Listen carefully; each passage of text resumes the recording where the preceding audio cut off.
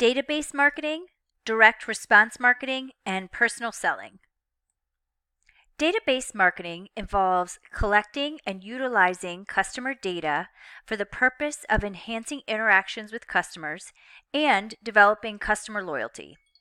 Successful database marketing emphasizes identifying customers and building relationships with them.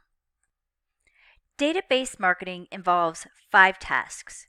The first is building a data warehouse. The second is coding and analyzing the data in the database. The third is mining the data for useful information. The fourth is using the data to develop data-driven marketing communications. And the fifth is using the data to develop data-driven marketing programs. The data warehouse has 2 primary types of data: operational database and marketing database. The marketing database contains information about current customers, former customers, and prospects. The second task, database coding and analysis.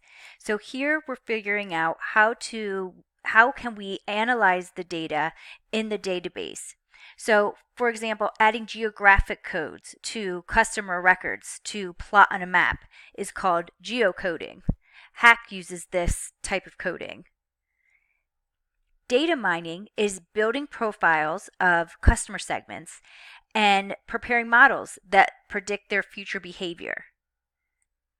Email, mobile, and internet data, these are cost-effective communications. Emails are an essential element of a quality marketing database. The internet and email provide cost-effective channels of communications that can be used to build relationships.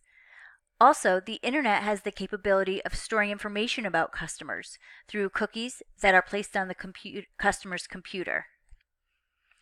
Data-driven marketing programs is the process of searching a database for a specific piece of information, such as a birthday, for marketing purposes, is trawling. Direct response marketing is the targeting of goods and services to customers without the use of other channels of distribution.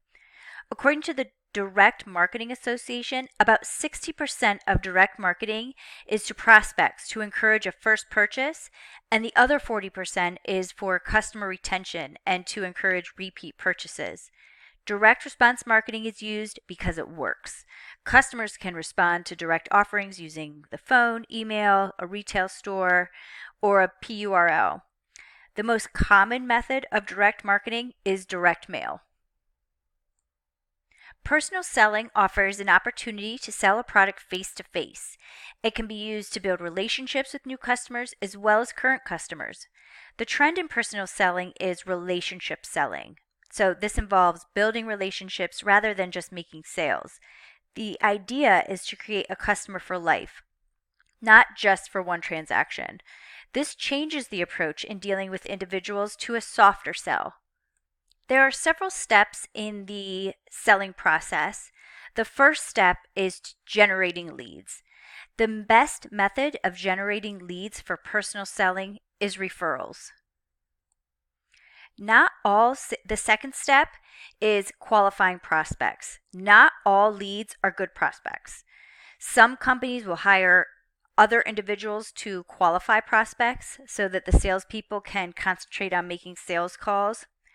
2 dimensions are important when evaluating sales leads: potential income and the probability of acquiring the prospect as a customer.